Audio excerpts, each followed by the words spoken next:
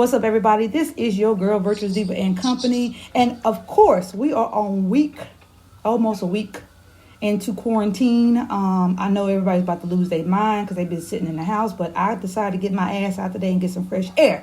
But without further ado, this podcast is definitely about relationships and dating and, all the above. So we have a special guest on today, Mr. Locario. Hello. How are you? What's up?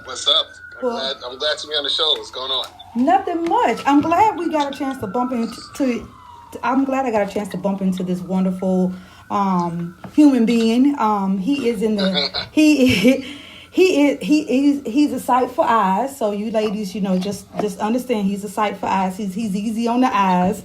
But he is an author, he's a life coach, and he is definitely a dating coach as well too. So you got the full package all into one person, which is a great thing nowadays because people are struggling with different things as far as mental health, and people are struggling with relationships and so forth. And he gives a huge perspective on both grounds when it comes to your personal life and relationships and so forth. So what's going on with you, Mr. Locario? I'm glad you was able to join me today. Yeah, I'm good. Just being busy working, putting out more content since more people are at home watching the internet. So it's a great time to, just spread some more information out there. You know what I'm saying? That's what's up. So tell the audience a little bit about who you are and kind of how you got started into this line of work and, and so forth. Yeah, so basically I'm a dating and life coach. So I help men and women, find exactly what they want in their dating lives and their love lives, and just their lives in general. And I help them find that. So I help them to get specific in what it is exactly they want and then go for that. So what happens a lot of times, especially with like relationships and dating and things like that, are, there's a lot of people who don't know what they want. And so they just are sort of walking around aimlessly trying to do everything, or they think they know what they want, but it's usually things that they've been told they should do. So, for example, somebody might want to, let's say you might have a guy who wants to be a player. He wants to go out here and date, but, people are telling him that's wrong. You shouldn't do that. Or the opposite could be true. He could want to actually have a long-term relationship, have a girlfriend, and everyone's telling him he should be a player. So it just all depends on the person and what they want. Right. You know what I mean? The same thing for women, too.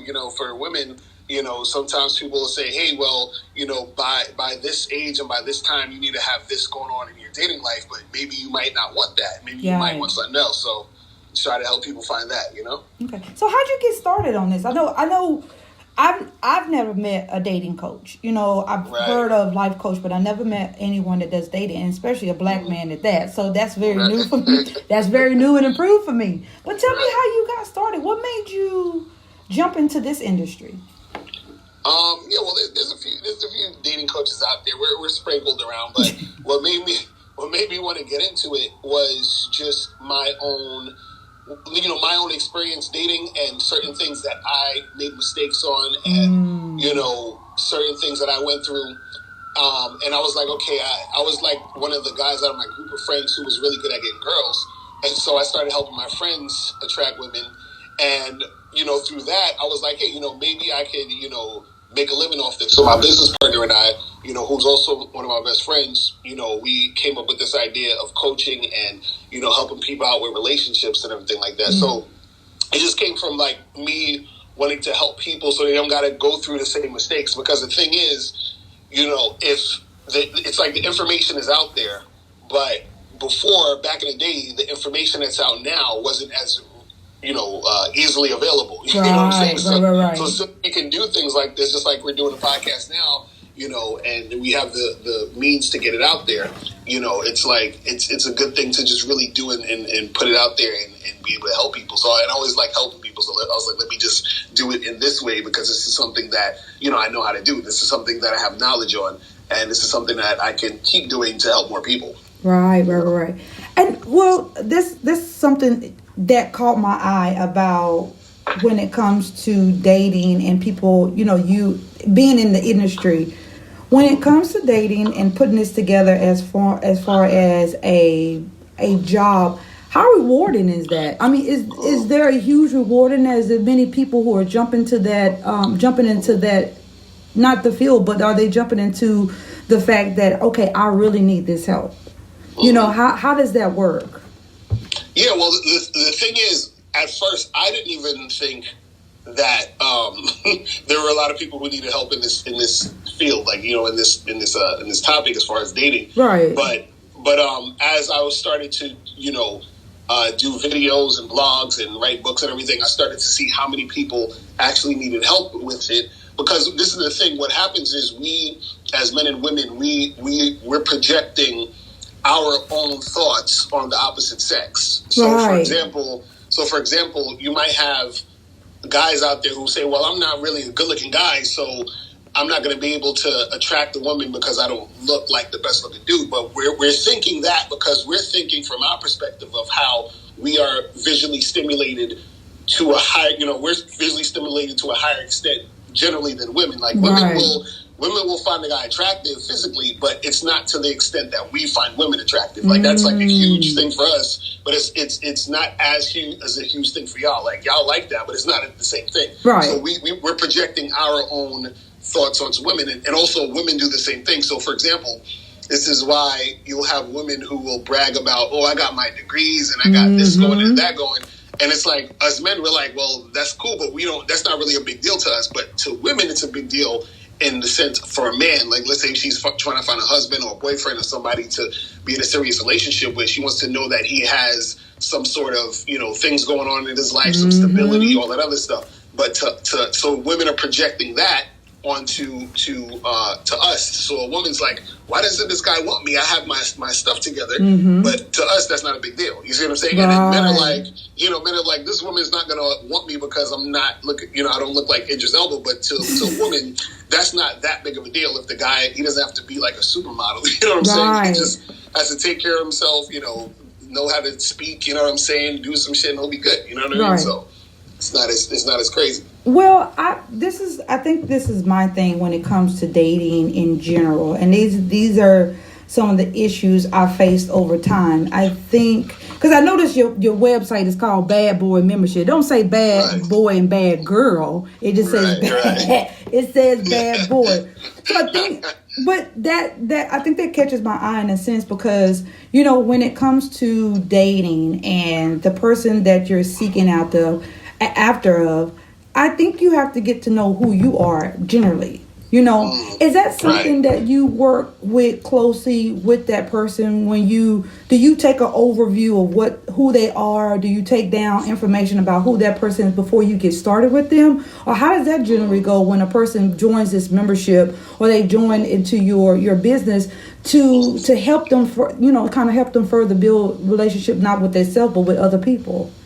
Right. So the Bad Boy Membership program is badboymembership.com. That's a program for men that each month I do a 45 through 90 minute audio and video tutorial. So it's sort of general information that's broken down into smaller steps for guys to sort of understand and implement.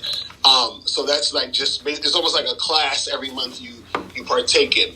And so when it comes to one-on-one information, like if let's say I'm coaching somebody one-on-one, that's when, like, if I'm doing a Skype session or I'm doing an in-person session, that's when I get down to the nitty-gritty of that particular individual, which is why I always tell, people that individual coaching is good because it gets down to the specifics of what you're trying to do for your specific situation.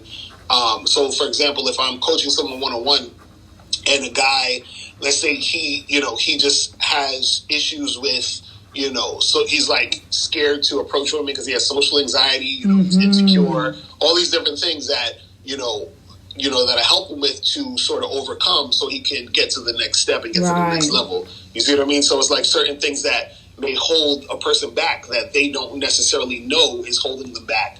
That if they actually worked on that could be something that can get them to the next level. So, for example, you might have a woman who she's like wondering, why am I not getting the guys I want, or why am I not attracting the guys that she wants? And it could be something, for example, like let's say she has like a bad attitude or she's kind of combative, but she doesn't necessarily know that's the thing that's turning off the guys. You see what I'm saying? So it's like certain things that people don't really know that they may be doing, or certain things that they should be doing to actually, get that result, which is where the individual, coaching could really help a person out. You know what I'm saying? Of course, I've been on dating sites and I feel like I'm desperate in a sense because even being coming from a lifestyle where you generally met people in public, like at the club or at the grocery store, things like that.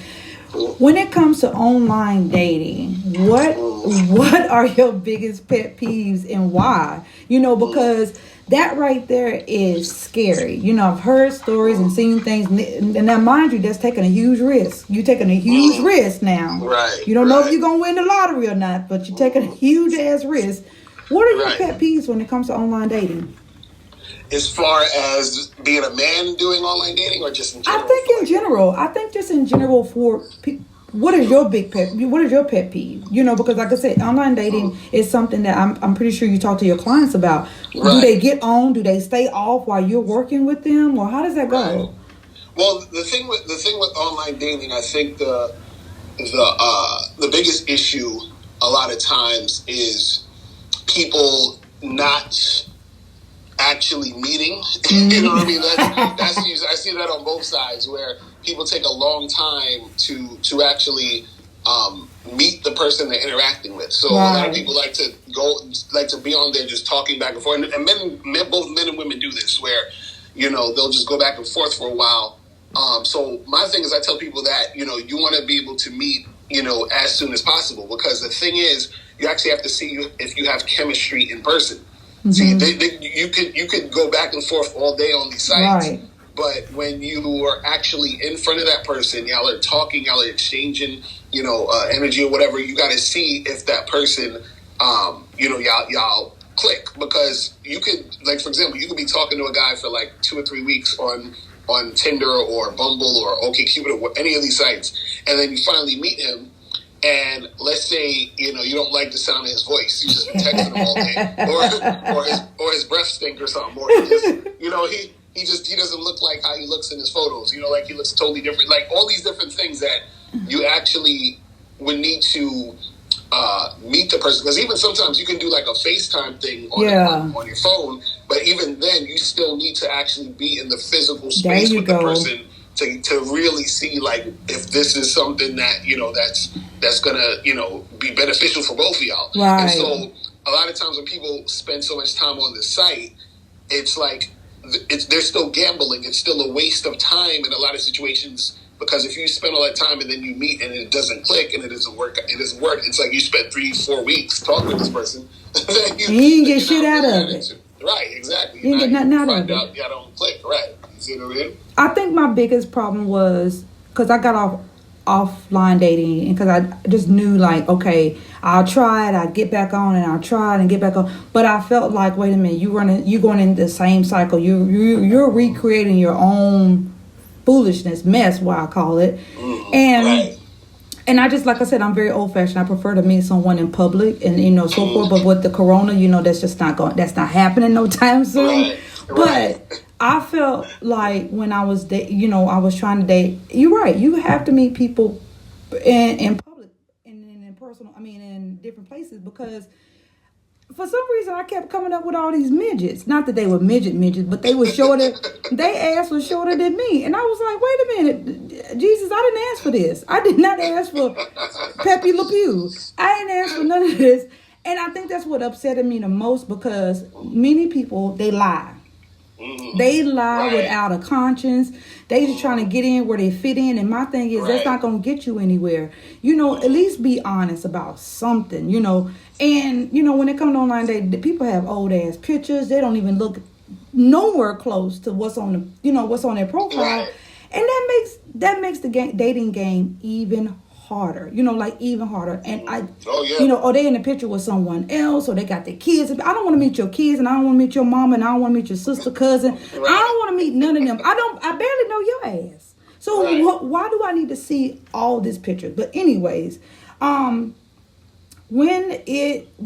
dating, when you're working with your clients, What are some things you tell them not to do? What are some things that you might want to tell them if they are in a place where they're not only trying to work on themselves, but get to push into a relationship? What are some of the don'ts that you advise them not to do? Well, overall, I would say for both men and women, it's not having. You got to make sure you don't have a needy type of energy when you're dealing with anybody.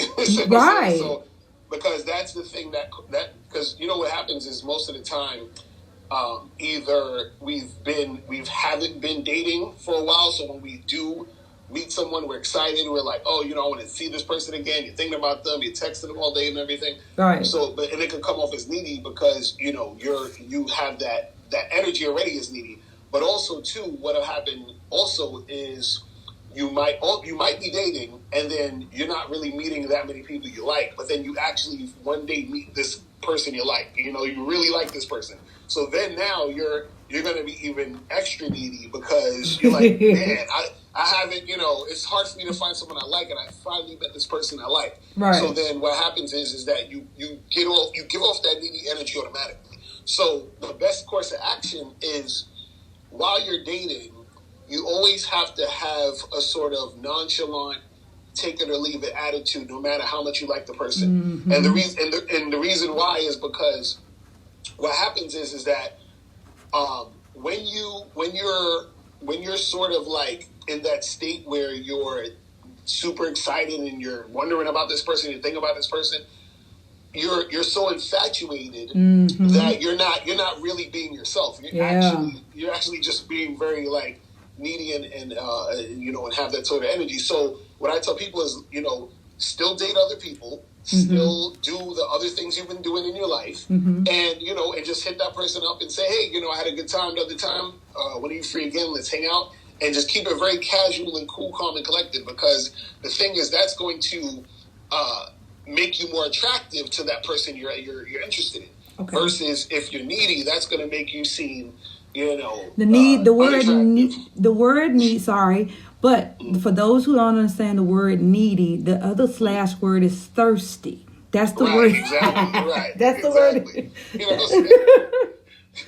And that's what happens to a lot of people too. Is that they get because people have their own agendas and their own thoughts of what they want. So now, whenever you meet someone who you think fits that agenda, that's when a lot of the neediness happens, because you're like, man, I need to make this work. This has to work because this is exactly what I want. This is exactly what I'm looking for. And usually what happens is that needy energy is a thing that messes everything up. That's the thing that makes the person sort of drift away from you. You understand? Because you're doing way too much too soon. Yeah. And and another thing that I tell especially men when it comes to dating is I tell men to wait at least, because a lot of guys, they hit me up, they say they'll be like, oh, I want a girlfriend or whatever, right? And I tell guys to date a woman for at least a year before she's actually your girlfriend. Wow. Wow. Yes. Wait a minute, that's a long ass time. It seems long, but it's not really. But there's a reason for it. And I would even suggest women do that also. You understand what I'm saying? And this is the reason why. The reason why is because what happens is that you need time, men and women both, you need time to actually see if you and this person click. You need time to actually also see the real person. Yeah. Because what happens is sometimes in relationships, this is why you have so many relationships that nowadays that only last 2 or 3 months. Mm-hmm. And it's because what happens is that people get so excited with, oh, this person's so new, the energy's so new and fresh and it's exciting. And then what happens is the reality sets in, and then that little honeymoon stage is over. And then what people think is they think, oh, well, this person isn't right for me because I don't like them anymore. They're annoying me. They're pissing me off. But really what's happening is that you were just on a high, and then now you crashed. You understand what I'm saying? And so, and this also happens a lot for women too, in the game, where most guys, there's a lot of guys out there, what they'll do is, and women have to watch out for this, and I call it, they come in like really hot, meaning you meet a guy, he seems like the perfect dude. He's real, like, attentive. He's calling you every night, talking about, good night, beautiful, good morning, beautiful, all that other that bull crap. You're right. You know That's what I'm that saying? bull crap. Right. And then, so he does all of these things, and you're starting to like him, you're starting to fall for him, and you're thinking everything's good, the sex is good, everything is cool. And then after a while, maybe 2, 3, 4 months in, right? He starts to fall off. He starts to starts calling you less. He starts,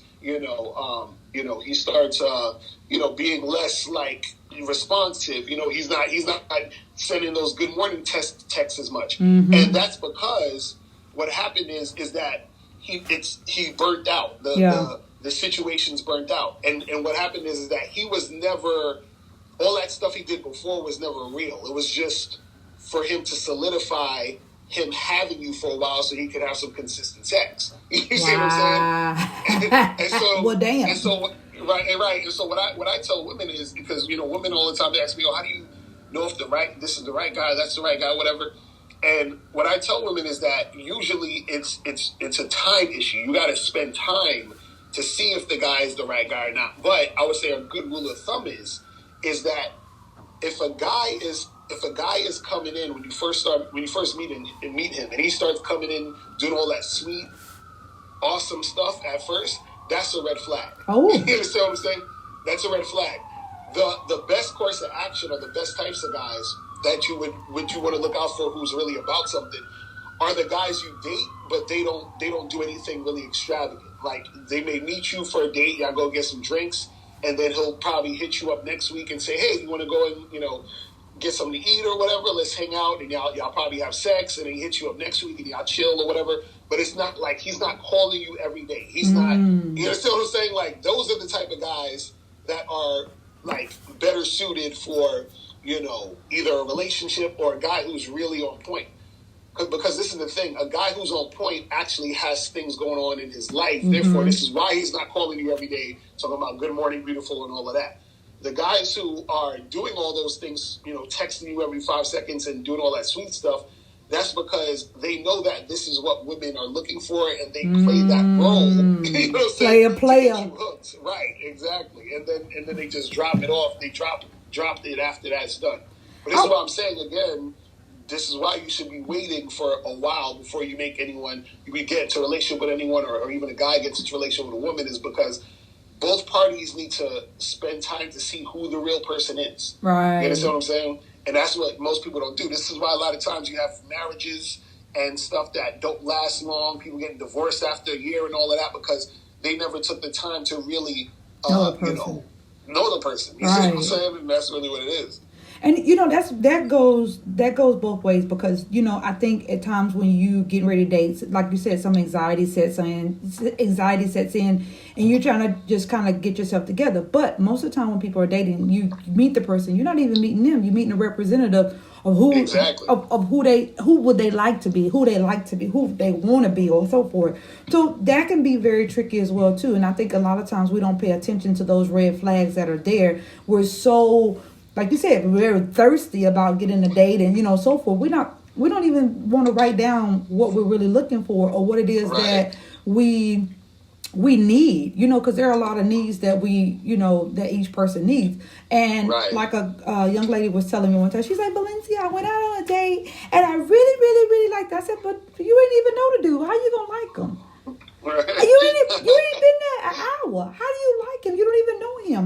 And I hear so many things, but I'm not saying I'm perfect, because I fall into that trap. I done got played and I done played.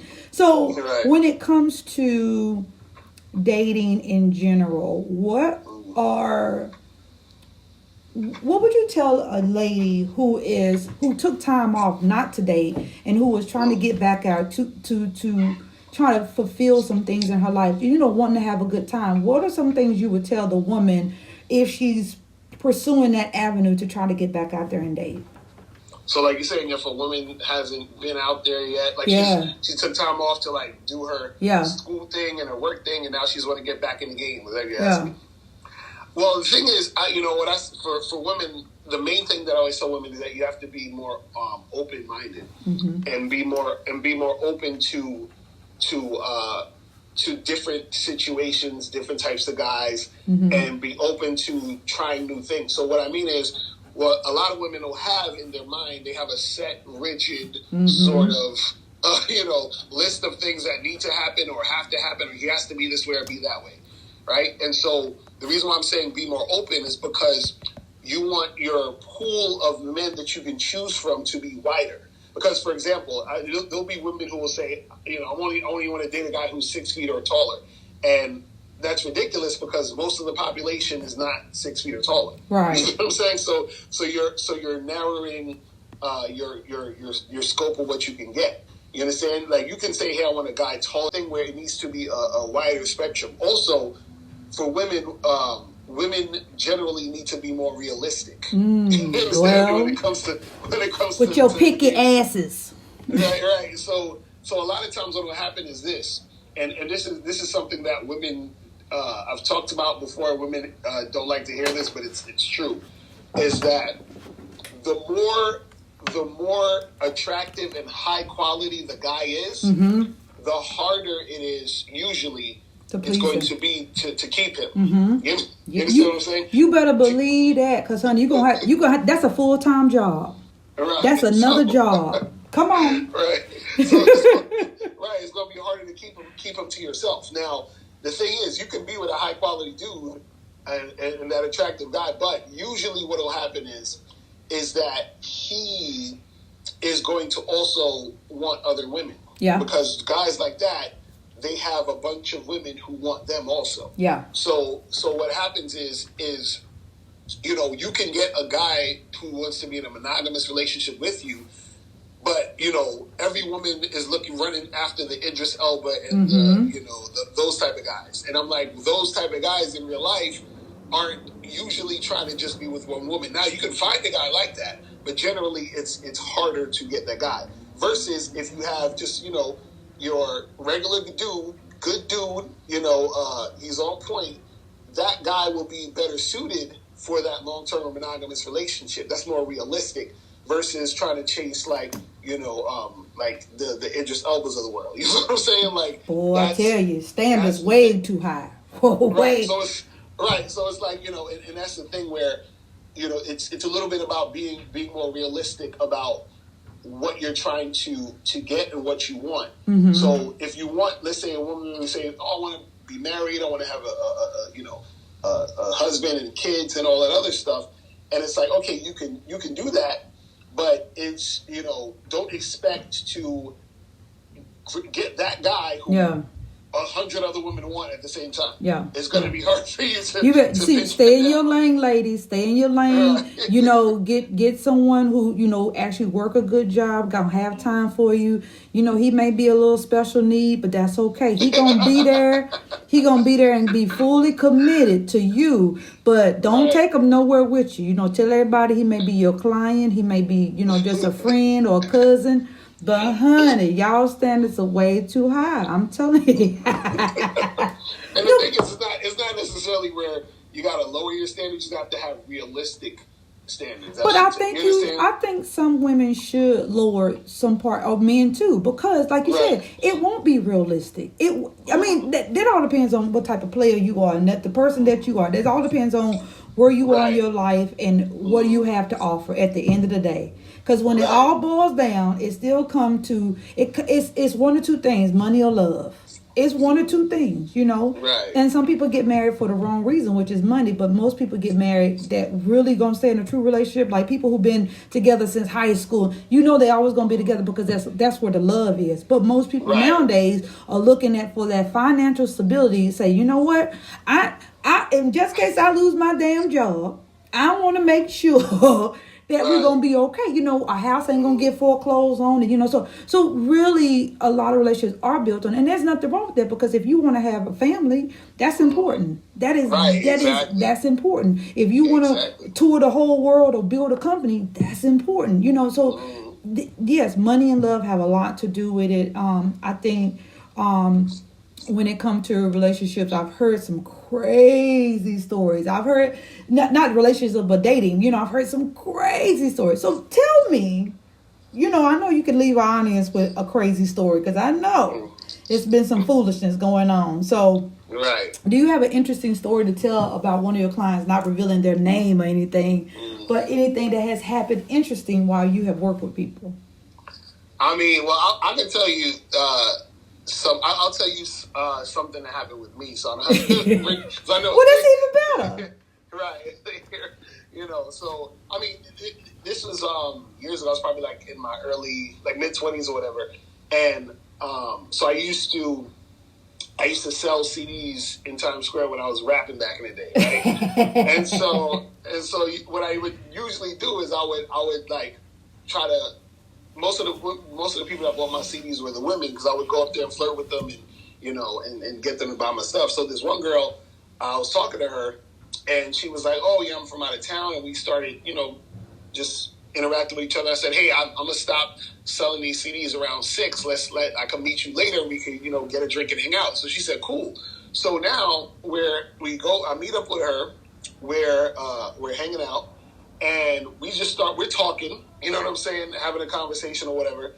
And out of the blue, she just starts crying. Oh. You know what I'm saying? Just out of nowhere. And crying like a lot, like she's at a funeral or something. And I'm sitting there and I'm like, yo, like, I'm like, are you okay? And then I put my hand on her shoulder and asked her, is she okay? As soon as I put my hand on her shoulder, she moved my hand away and was like, yo, get the fuck off me. Like that type of thing, right? And so I'm like, yo, what the hell, And then so she stops crying, and she's like, oh, I'm sorry, and then she stops crying. So I'm like, okay. So then we start talking again, and she's talking to me regular, like she didn't just, like she wasn't just crying or something like that. So next thing we still talking. I'm like, okay, I guess we're still talking. 5 minutes later, she starts crying again. You know what I'm saying? And I'm just like, what the hell is going on with this woman? So I said, listen, you seem like you are having a bad, something's going on. I'll get you a cab and you can just go back to where you're going to be at. Right? So then she leaves, she goes in the cab, and then she hits me up the next day and she's like, hey, I had a really great time last night. It was a really good day. We should hang out again. And I'm just like, this lady's crazy. You done lost your rabbit ass mind. I'm like, what are you talking about? Like, how you think this is a good date? And you was sitting there crying. I'm like, I don't know, maybe she has some emotional issues. I have no idea what was going on with this woman. But it was weird, and it was just weird. You know what I'm saying? Wow. And that's one of the PG-13 stories. I don't want to say rated X stories, but that's just one of the... Yes, keep it PG-13. Keep it PG-13. Right. We don't know who listening to this, but that is, but, and I mean, that's crazy. Just crying out of the blue moon. Just out of the blue. I was like, what the hell? You know what I'm saying? Like, I don't know, man. It was crazy. So. Honey, one of my girlfriends went on a damn date, and she was excited because, she was like, well, V, we've been talking to this guy for a while. I'm going to go meet him. I'm sending you a picture of him and this and that. And I was like, oh my God, he is very, he looked very attractive and so forth. Honey, when she said she got there, he had on one of them Flavor Flav medallions. I said, girl, you done got your feelings all. She said, V, he kept asking me what time it was. I said, I think you got pranked. She said, girl. She said, I couldn't believe he had that big ass clock around his damn neck. She said, because when she walked in the place, he had on this big old, like one of them FUBU jackets, one of them leather FUBU jackets. And she said, when he unbuttoned the jacket, that was the medallion. I was like, shut up. But she said none of his pictures had that clock in it. I said, I'm done.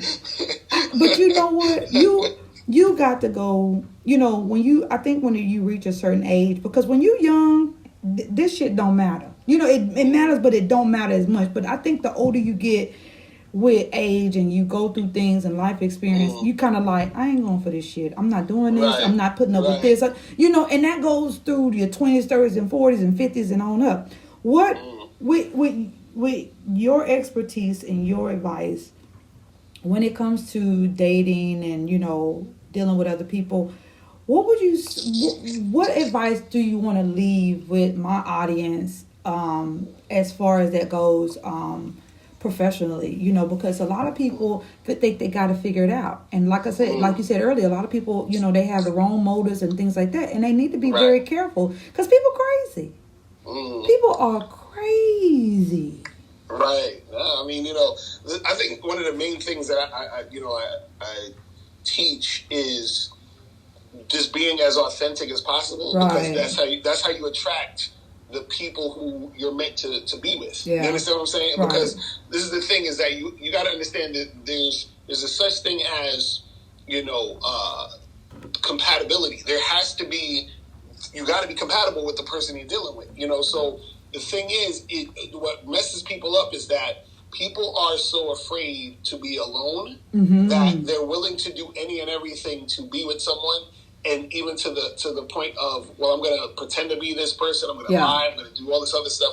And then so what happens is you may have some, short-term victories in certain situations, but it's never really anything substantial. So what'll happen is sometimes you may end up meeting somebody you like. Yeah. And because you're not being authentic, because you're being kind of fake, because you're doing playing a lot of games, once that person finds out or realizes, then they'll end up not wanting to deal with you, and they'll lose interest in you, and then now you're back to square one. Versus if you're actually just being authentic and putting in work also, because you still got to put in work to find these people that you're going to connect with, putting in work, and then just, gravitating to the people who you actually click with, and then you'll have better, situations in your relationships. Right. And so the thing is also too, is that it's about having good relationships, period. So what most people think is, they think that they think that a successful relationship is just how long the relationship is, which is false. You understand? You could have a successful relationship with someone you spent a few weeks with. You understand? Yeah. Or you could have a really terrible relationship with someone you've been with for 5 years. You see what I mean? So it's not really the length, it's the quality of the relationship. And so what happens is that you may have a quality relationship with someone for a month, but that's because you were authentic in what you were looking for. They were authentic in what they were looking for, and it just worked out that way. And the reason why, let's say, for example, it didn't last more than a month, it could be a number of different things. It could be like, hey, we were just like hooking up. We weren't trying to do anything serious. Or, this person moved away, or, this person had another job that took up a lot of time, so then they couldn't see each other anymore, or whatever it is. Or this person probably met somebody else and then they wanted to do something else, which is fine. But what it is that the moments you had with that person, if it's quality, then that means that it was successful. Right. But you usually only get those quality relationships the more authentic you are, because then you're going to meet people who are also authentic with what they're doing, and that's how y'all connect and click. Absolutely. Absolutely. So, that's what it is. That's what's up. Well, Mr. Locario, I appreciate you sharing your information, and I appreciate your time. I won't hold you because I'm pretty sure you have a lot to do while we're quarantining. Right. And while we going through this situation in the world and so forth, give people your handle and let them know where they can find you, and give them all that good jizz. Okay, cool. So you guys can check me out on Instagram at Real Mr. Locario. That's REAL Mr. MR, and Locario LOCARIO. Or you can check out my main site, MrLocario.com. And you can check out my other site, BadBoyMembership.com. And for the ladies, I have another site called HeWantsYou.com, where you can get some of my free programs on there. I know that's right. Well, guys, you guys heard it from the professional, the one and only Mr. Locario. You guys check him out on Instagram. You're also on Facebook as well, too? Yeah, I'm on Facebook, too. So you can use Facebook.com/Mr. Locario and hit me up on there. Perfect. Well, I really appreciate this, and hopefully we'll do another segment where we can maybe pick a topic and kind of go from there, and maybe we get some good views on it. We'll see how things go. That sounds good. That's what's up. Well, I appreciate you guys. Everybody be blessed, and hopefully everybody's staying safe out there in these streets. I would say, practice social distancing, and, but if you love somebody, get close as you can to them. You guys be easy. Peace out.